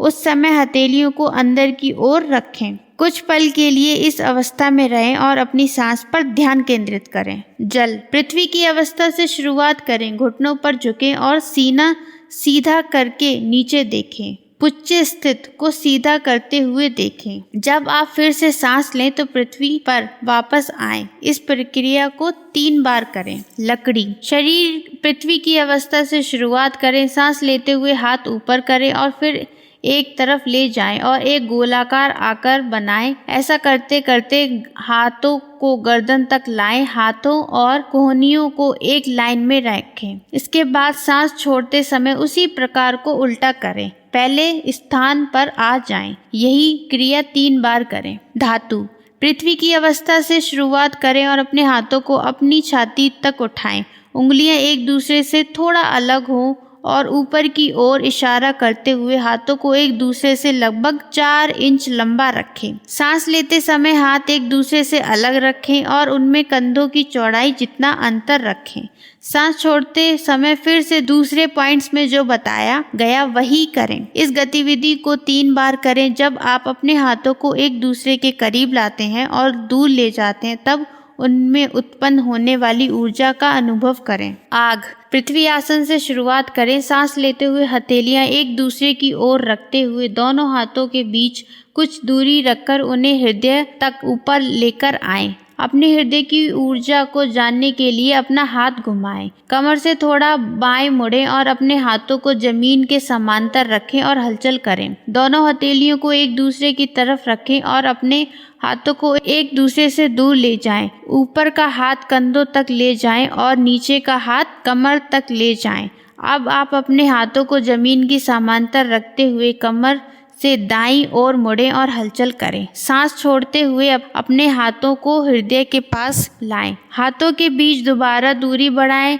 ऊपरी हाथ कंधे तक और निचला हाथ कमर तक नीचे ले जाएं। व्यायाम को पूरा करें। पृथ्वी की स्थिति से शुरुआत करें। हथेलियों को नीचे रखें और सांस लेते समय अपने हाथों को कंधों तक उठाएं। सांस छोड़ते हुए अपने हाथों को छोड़ें और वू स्थिति में लाएं। शियत्सु, हाथ के अंगूठे और हथेली के दबाव की मदद से ऊर्जा पर काम करने का यह तरीका 19वीं सदी की शुरुआत में जापान में बनाया गया था। उसका उपयोग मुख्य रूप से गठिया के लोगों के इलाज के लिए किया जाता था। शरीर को तनाव देते हुए श्वसन क्रिया के माध्यम से अपने शरीर के सभी अंगों का संतुलन बनाए रखना। व्यायाम का कोई भी प्रकार एक जैसा नहीं करना चाहिए, यह आवश्यक नहीं। उसके पीछे के उद्देश्य को समझकर शरीर की सही तरीके से हलचल करना अधिक महत्वपूर्ण है। उसके पीछे उद्देश्य शरीर का तनाव देना और ढीला छोड़ना जो सफल होना चाहिए।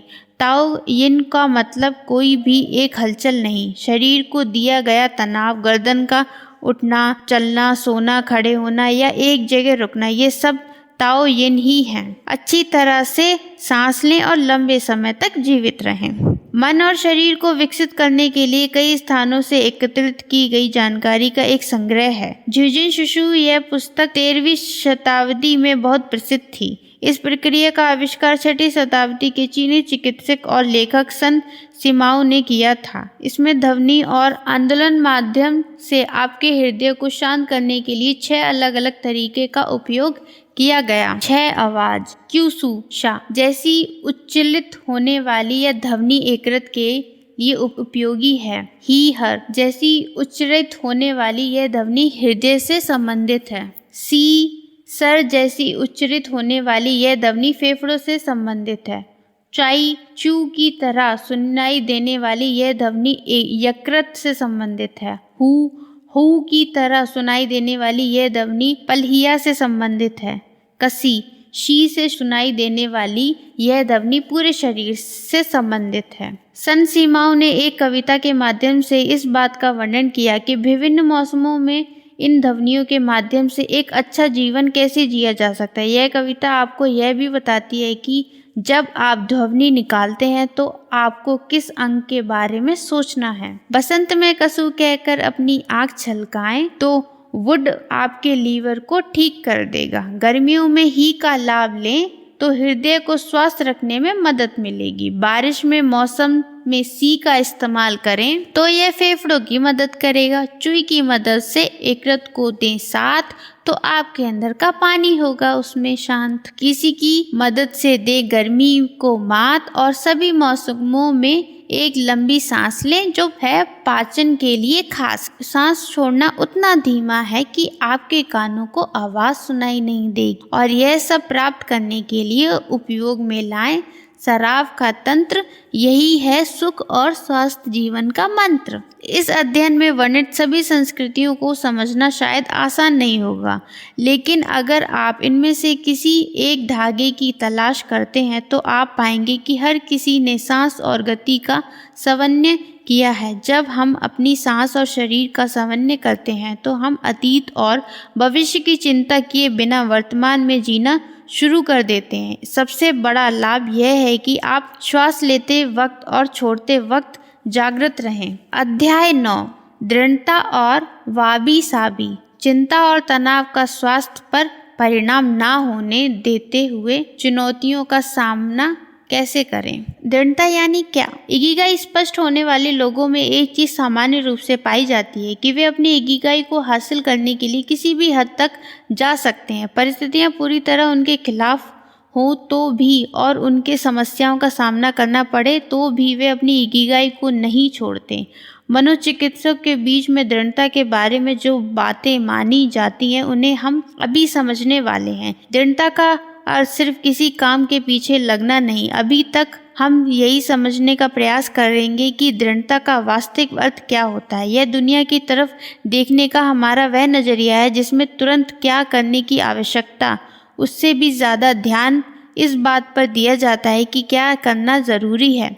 साथ ही इंसान नकारात्मक भावनाओं में बहता नहीं है। हम जानने वाले हैं कि दृढ़ता से आगे जाकर कठोरता कैसे निर्मित करनी चाहिए। आज नहीं तो कल हम सभी को कठिन परिस्थितियों का सामना करना ही पड़ता है। हम उनका कैसे सामना करते हैं इस पर कई सारी बातें निर्भर करती हैं। कठिन घटनाओं का सामना करने में हमारे शरीर, मन और भावनाओं को मिला हुआ दृढ़ता का परीक्षण ही काम में आता है। नाना कुरोबी याओ की 7 बार गिरे 8 बार उठ, जापानी कहावत है ये। समस्याओं का सामना करने की हमारी क्षमता मतलब हमारी दृढ़ता। हम जितनी ज्यादा दृढ़ता के साथ समस्याओं का सामना करेंगे उतना ही जल्दी उसमें बाहर आएंगे और अर्थपूर्ण जीवन जी पाएंगे। दृढ़ लोगों का यह पक्का होता है कि कभी भी निराशा का शिकार ना होते हुए हमें हमेशा अपने लक्ष्य पर ध्यान केंद्रित करके जीना चाहिए। उनकी दृढ़ता ही उनकी शक्ति होती है। सामने आई परिस्थितियों का सामना करके उसमें से कैसे राह निकालनी है यह उन्हें पक्का पता होता है। जिन बातों पर उनका नियंत्रण होता है उन पर वे अपना ध्यान केंद्रित करते हैं और जो चीजें उनके नियंत्रण में नहीं होती उनकी चिंता करना वे छोड़ देते हैं। रैनहोल्डर निबूहर की शांति के लिए रची हुई निम्नलिखित कविताएं मशहूर हैं। हे भगवान, जिन चीजों को हम नहीं बदल सकते उनका स्वीकार करने की हमें शक्ति दे। जिन चीजों को बदलना चाहिए उन्हें बदलने का साहस दें और फिर दी गई दोनों चीजों का अंतर पहचानने में समझ दें। बुद्धिज्म और स्टोइज्म के माध्यम से भावनात्मक दृढ़ता। सिद्धार्थ गौतम नेपाल के कपिलवस्तु के राजपुत्र थे। उनका बचपन महलों में बीता। आसपास में काफी खुशहाली थी। 16 साल की उम्र में उनकी शादी हो गई थी। उनका एक बेटा भी हुआ। सांसारिक जीवन में मन न लगने की वजह से उन्होंने 29 की उम्र में ही महल छोड़ दिया और साधु जैसा जीवन जीने लगे। लेकिन उस वैराग्य में भी उन्हें आनंद नहीं मिला। उन्हें जिस आनंद की तलाश थी वह उन्हें ना महल में मिला ना ही सब कुछ छोड़कर। तब उन्हें पक्का हुआ कि ये दोनों भूमिकाएं गलत हैं। मनुष्य को संसार में रहकर सभी चीजों का लाभ भी लेना चाहिए और साथ ही उन सभी चीजों से किसी भी पल मुक्त होने के लिए जो सहजता आवश्यक है वह भी उसके पास होनी चाहिए। जैनों ने उसका अभ्यास सन्यासी लोगों से शुरू किया। ये ऐसे लोग होते हैं जिन्होंने सभी सांसारिक चीज़ों का त्याग किया होता है और उनके शरीर पर जो कपड़े होते हैं उतना ही उनकी दौलत होती है। लेकिन यह वैराग्य जैनों का रास नहीं आया। उन्होंने स्टोइज्म का अभ्यास करने की शुरुआत की जिसमें यही बताया जाता है कि उस जगत में सांसारिक आनंद लेने में कुछ भी गलत नहीं है जब तक आप उसके गुलाम नहीं हो जाते, तब तक यह करना सही है। किसी भी पल वे सभी सुख सुविधाएं नष्ट हो जाएं तो भी उसके लिए तैयार है। यह अवस्था पाना ही उस गुलमहारी से हमारी असली मुक्ति है। सन्यासी की तरह उन चीज़ों को और उनमें मिलने वाले आनंद को छोड़ना लक्ष्य नहीं है, बल्कि उससे जुड़ी नकारात्मक भावनाओं पर विजय पाना लक्ष्य है। इन भावनाओं पर विजय पाना ही बुद्धिज्म और स्टोइज्म समयादों का मुख्य उद्देश्य है। ये दोनों मार्ग भले ही अलग हैं, फिर भी दोनों अहंकार और नकारात्मक भावनाओं पर ही काम करते हैं। स्टोइज्म और बुद्धिज्म दोनों अच्छी जीवन शैली पर जोर दिया करते हैं। स्टोइज्म के हिसाब से सुख और इच्छाएं सामान्य नहीं है। अगर हम उनके गुलाम ना बने तो उनका लाभ लेने में भी कोई हर्ज नहीं है। किसी भी परिस्थिति में अपनी भावनाओं पर काबू पाना ही स्टोइक का गुण धर्म माना जाता है। बुरे से बुरा क्या हो सकता है? हमें हमारा पसंदीदा जॉब मिलता है, लेकिन कुछ ही समय में हम दूसरी अच्छी नौकरी ढूंढने लग जाते हैं। हमें लॉटरी लगती है तो हम कार खरीदते हैं, और लेकिन कुछ ही दिनों में हमें लगने लगता है कि हमारे पास बोट भी होनी चाहिए। हमें हमारा मनचाहा साथी मिल जाता है, लेकिन कुछ ही दिनों में हमारे मन में कोई और कल्पनाएं बनने लगती हैं। इंसान कभी भी संतुष्ट नहीं होता। स्टोइक लोग ऐसा मानते हैं कि इच्छाओं और आशंकाओं के पीछे भागने का कोई अर्थ नहीं है। सद्गुणी इंसान का उद्देश्य होता है निश्चल और स्थिरचित्त अवस्था प्राप्त करना, यानी ऐसी अवस्था जिसमें क्रोध, लोभ, भय, चिंता जैसे भावनाएं नहीं होती, सिर्फ आनंद, प्रेम, शांति और धन्यवाद के भाव होते हैं। स्टोइक्स इस प्रकार के गुण प्राप्त करने के लिए नकारात्मक कल्पनाएं, चित्रों का प्रयोग करते हैं। वे ऐसी कल्पना करते हैं कि उनके पास जो भी सुविधाएं और साधन हैं वे छिन गए तो क्या होगा। इस प्रकार वे बुरे से बुरा क्या हो सकता है इसके बारे में पहले ही सोच कर रखते हैं और उस परिस्थिति का सामना करने के लिए तैयार रहते हैं। नकारात्मक कल्पनाएं करते वक्त हमें घटनाओं के बारे में सोचना होता है, लेकिन उनकी चिंता नहीं करनी होती है। सेनेका नाम के एक अमीर इंसान रोम में रहते थे। उनके पास सभी सुख सुविधाएं थीं और वे स्टोइक के अभ्यासक भी थे। रोज रात को सोने से पहले वे उस कल्पना का प्रयोग करते थे कि बुरे से बुरा क्या हो सकता है। वे सिर्फ कल्पना ही नहीं करते थे, बल्कि उसका प्रयोग भी करते थे। वह एक हफ्ता बिना नौकरों के रहने का अभ्यास करते थे। साथ ही वे हमेशा के शाही खाने और पेयों के बिना रहने का अभ्यास भी करते थे। उसकी वजह बुरा से बुरा क्या होगा, इस सवाल का जवाब उनके पास तैयार रहता था और उसके प्रति उनकी चिंता हमेशा के लिए नष्ट होती थी। उच्च भावनाओं के लिए अध्ययन। जैसे हमने शांति के लिए प्रार्थना में देखा, इस प्रकार से नकारात्मक परिस्थितियों की कल्पना करने के साथ साथ वे और एक चीज को बड़ी निरंतरता से करते हैं। जिस चीज पर हमारा नियंत्रण नहीं होता उस चीज को भी वे समझते हैं। जो चीज़ें हमारे नियंत्रण में नहीं होती उनके बारे में चिंता करने का कोई भी फायदा नहीं होता। हमें यह पता होना चाहिए कि हम कौन सी चीज़ें बदल सकते हैं और कौन सी नहीं। इस जानकारी की वजह से हमें नकारात्मक भावनाओं को रोकने में मदद मिलती है। एपिटेक्स कहते हैं, आपके साथ क्या घटना होती है यह महत्वपूर्ण नहीं है, महत्वपूर्ण यह है कि आप उस घटना पर क्या प्रतिक्रिया देते हैं। जैन बुद्धिज्म मानता है कि इच्छाओं और आशंकाओं को सहजता से देखना और उनसे मुक्त होना जरूरी है। उनके अपने मन को विचारों से मुक्त करना नहीं, बल्कि विचारों को साक्षी भाव से देखना और उनके साथ बहते हुए नहीं जाना ही ध्यान का असली मकसद है। इस प्रकार का अभ्यास करने की वजह से हम अपने मन को क्रोध, निराशा और द्वेष के भाव में बहते जाने से बचा सकते हैं। बुद्धिज्म में भावनाओं को मिटाने के लिए एक तंत्र का इस्तेमाल किया जाता है, ओम मनी पददे हूँ। इसमें ओम अहंकार को नष्ट करने वाला है, द्रोष को नष्ट करने वाला मैं, नी यानी संयम जिसकी मदद से इच्छाओं पर जीत हासिल की जा सकती है, पद यानी द्वैत के पैर, में यानी लोभ का नाश, और हुम यानी दूसरों के प्रति जो नकारात्मक विचार हैं उन्हें नष्ट करना। आज और अभी अस्थिरता को दृढ़ता लाने के लिए और एक उपाय है, यह तय करना कि कौन से काल में जीना है। बुद्धिज्म और स्टोनिज्म दोनों में यही सीख दी जाती है कि वर्तमान ही एकमात्र ऐसा काल है जिस पर हमारा नियंत्रण है। भूतकाल और भविष्यकाल की चिंता करने से अच्छा है कि हम वर्तमान में जिएं और अभी हमारे सामने क्या है उस पर विचार करें। बौद्ध संत थिच हैंड हॉन कहते हैं कि एक ही पल है जिसमें आप सही मायने में जी सकते हैं और वह है वर्तमान का पल। वर्तमान में जीने के साथ साथ स्टोइक्स अपने आजू बाजू की अस्थिर चीज़ों के प्रति भी सहज रहते हैं।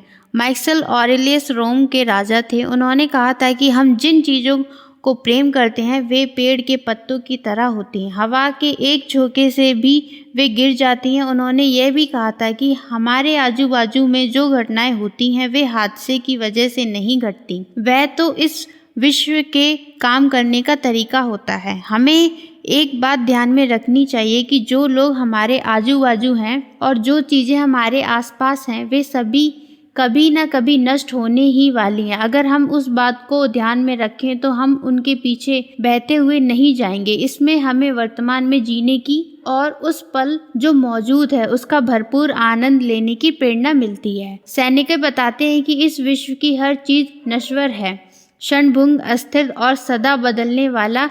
यह जग बौद्ध शिक्षा को केंद्र बिंदु है। इस बात को सदा याद रखने से उनके खो जाने या दूर जाने की वजह से दुख नहीं होता। वाबी साबी और इजी, क्षणभंगुर और सदा बहने वाले इस कुदरत में सुंदरता खोजने की कला वाबी साबी जापानी संकल्पना है, जो हमें बताती है कि परिपूर्ण में सुंदरता खोजने की बजाय अपूर्ण में सुंदरता को खोजना ही असली कला है। इसलिए जापान के लोग ऐसी कहावतें हमेशा टूटे हुए कप पर या अपूर्ण वस्तुओं पर लिख कर रखते हैं। अपूर्ण, क्षणिक और सदोष वस्तुएं असल में सुंदर होती हैं, क्योंकि कुदरत भी ऐसी ही है। इसकी संकल्पना की पुष्टि करने वाली एक जापानी संकल्पना इजिगो इंच। इसका अर्थ है वर्तमान का पल ही असली है और वह जाकर भी वापस नहीं आता। इस पंक्ति का हर सामाजिक सम्मेलन, समारोह और कार्यक्रम में जानबूझकर जिक्र किया जाता है। एक दूसरे को याद दिलाया जाता है कि भूतकाल की समस्याओं में ना होते हुए वर्तमान के पल को खुशी से जीना है। चाय के लिए इकट्ठा होने पर जैन मेडिटेशन और जापान में होने वाले मार्शल आर्ट, इन तीनों ठिकानों पर वर्तमान में जीने पर जोर दिया जाता है। पश्चिमी देशों में हमें पहले से ही पक्की इमारतें और सैकड़ों साल पुरानी ऐतिहासिक चीज़ों को देखकर ऐसा लगता है कि कुछ भी नहीं बदला।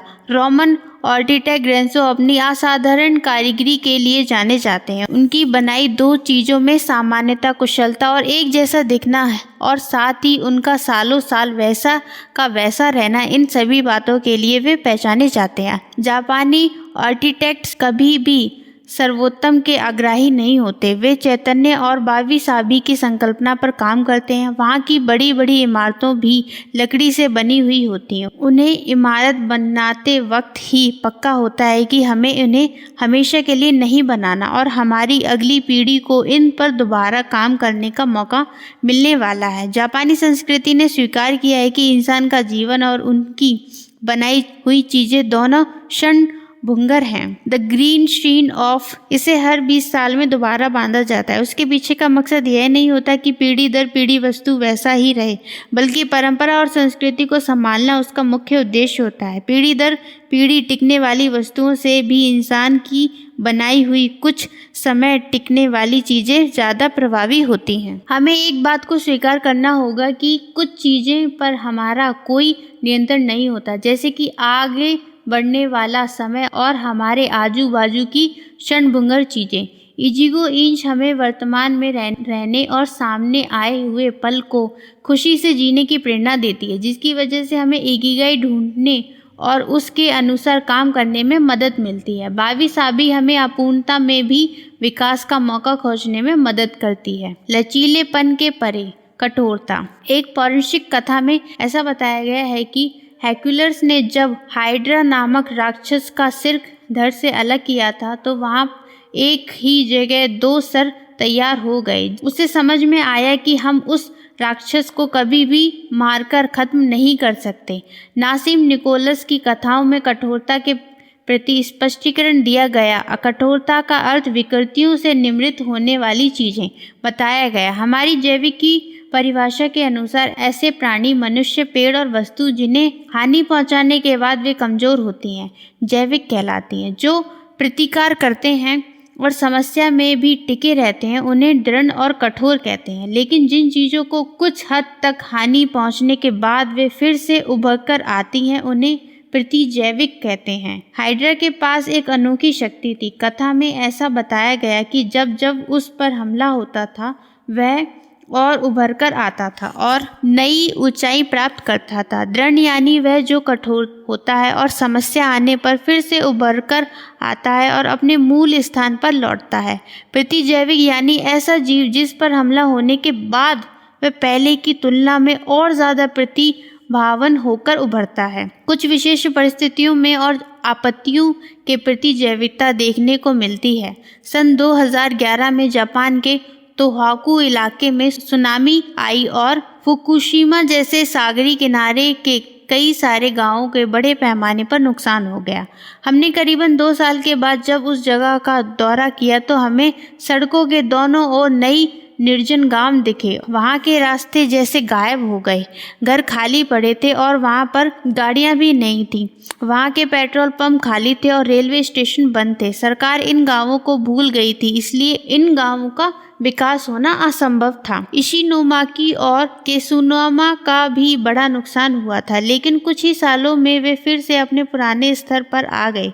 फिर से अपने पहले स्तर पर आने वाली इशिनोमाकी और कैसुना उन 2 गांव में अपनी कठोरता सिद्ध की। जिस भूकंप की वजह से सुनामी आई थी उसका सबसे बड़ा झटका फुकुशिमा न्यूक्लियर प्लांट को लगा था। टोक्यो इलेक्ट्रिक पावर कंपनी को भी बड़ा झटका लगा। वह कंपनी और वहां के इंजीनियर इस झटके से भी उभरकर नहीं आए। अगले 10 साल तक उस कंपनी के उभरने की कोई भी संभावना नहीं थी। इस विपत्ति में यही बात सामने आई कि वह कंपनी कितनी कमजोर है। भूकंप के बाद कुछ ही समय में जापानी स्टॉक मार्केट बंद हो गया। उसके बाद कौन सी कंपनियों के शेयर बढ़े होंगे? जाहिर सी बात है कि जो कंपनियां क्षेत्र में थीं जिन्हें उन गांवों के पुनर्निर्माण का काम मिलने वाला था, वही कंपनियां और उनके शेयर वर्कर्स आगे बढ़े। उन कंपनियों के प्रति जैविक होने का सबूत दिया, क्योंकि उन कंपनियों ने समस्या में पहले से बड़ी छलांग लगाई। अब इसी संकल्पना का हम अपने रोज के जीवन में कैसे फायदा ले सकते हैं, इसे समझते हैं। एक ही सूत्र पर निर्भर ना रहें।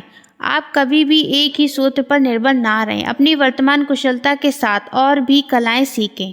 इससे होगा यह कि अगर कभी परिस्थितियां आधुनिक खोजों की वजह से आपके मुख्य काम में कोई दुविधा आ गई या वह काम उतना फायदेमंद ना रहा, तो आप दूसरे विकल्प के बारे में सोच सकते हैं। अपने ओगिमी में जिन जिन लोगों से बात की, उनमें से हर एक के पास पैसे कमाने के एक से ज़्यादा मार्ग उपलब्ध थे। वे अपनी बनाई चीज़ों को बाजार में बेचते थे, साथ ही अपने बगीचे में उगाई सब्जियों को भी बेच लेते थे। इस कहावत को सदा याद रखें, अपने सभी अंडे एक ही बक्से में ना डालें। शायद आपको ऐसा लगता होगा कि आपकी कला असाधारण है और आप बहुत महान काम कर रहे हैं, इसलिए आपको नई बातें सीखने की कोई आवश्यकता नहीं है। लेकिन समय के साथ यही कला पीछे जा सकती है। सदा नए नए गुण सीखने की वजह से आप किसी भी एक चीज पर निर्भर नहीं रहेंगे। लेकिन लोग खुद को संतुष्ट करते हैं और अपनी आराम सीमा को तोड़ने का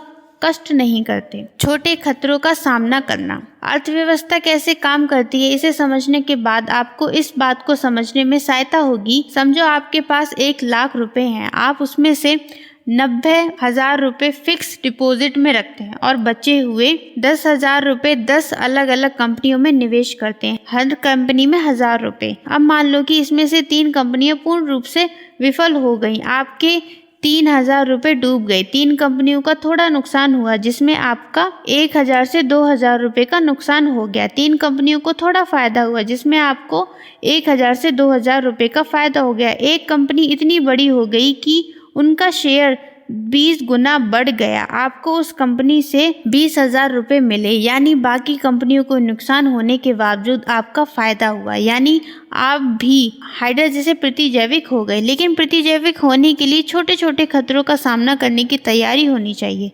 पेपर में आई किसी जानकारी को पकड़कर किसी कंपनी में 1 लाख रुपए निवेश करना बड़ा खतरा है। कमजोर बनाने वाली चीजों से दूर रहें। हमें उसके लिए नकारात्मक विचारों की मदद लेनी चाहिए। खुद से पूछें कि कौन सी चीज़ें आपको कमज़ोर बना रही हैं, किन लोगों या उनकी आदतों की वजह से आपको खतरा महसूस हो रहा है। हम जब नए साल के लक्ष्य बनाते हैं, बड़े बड़े लक्ष्य तय करते हैं, लेकिन ऐसा करने की वजह यदि हम यकीन के साथ और सोच समझकर छोटे छोटे लक्ष्य निर्धारित करें तो ज़्यादा फायदा होगा।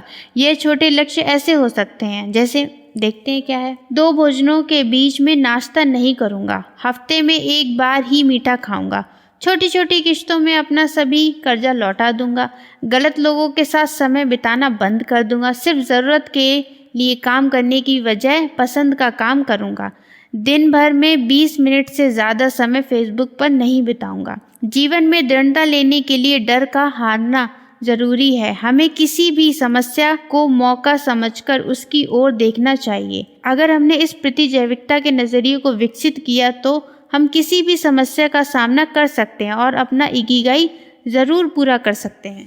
वाबी साबी कहता है कि जीवन सदोष यानी गलतियों के साथ ही होता है और तेज गति से आगे जाने वाला समय हमें यही बताता है कि यह जीवन क्षणभंगुर है, लेकिन अगर हमें हमारा इकिगाई स्पष्ट हो तो इस वर्तमान पल में भी आनंद संभावनाएं हैं। थैंक यू इस बुक को सुनने के लिए।